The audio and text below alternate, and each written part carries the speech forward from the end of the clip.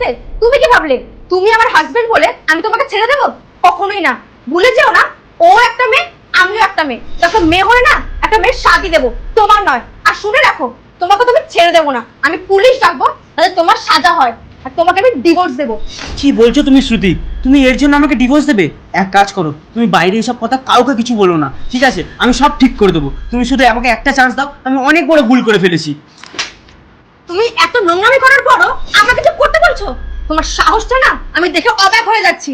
আর ভুলে যেও না, ও আমার বোনের মতন। তো ওর সঙ্গে তুমি জিনিসটা করেছো, আমি তোমাকে তো ছেড়েই দেবো না। তুমি কি ভেবেছিলে আমি আর তোমার বোন বাইরে গেছি, সেই সুযোগে তুমি তোমার কাজটা করে নেবে? উপরে না ভগবান আছে, উনি সবটা দেখেছে, আর তোমার সাজাটা উনিই দেবে। আমি আর কোনো কথা বলতে চাইছি না, তুমি বেরিয়ে যাও, বেরিয়ে যাও।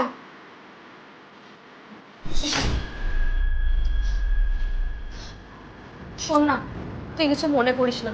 আমার হাজবেন্ডের হয়ে আমি তোর কাছে ক্ষমা চেয়ে নিচ্ছি। আর শোন, আজকে থেকে তুই আমাদের সঙ্গেই থাকিস। আর কথায় আছে না, ওপরে ভগবান আছে, তাই দেখ তোর কিছু হতে দেয়নি, আমরা চলে এসেছি। তুই চিন্তা করিস না, সবসময় আমরা তোর পাশে আছি। 1 মিনিট দাঁড়া, এনে এটা তোর জন্য কিনেছিলাম। এখন খাবি না কিন্তু, আগে ভাত খাবি তারপর।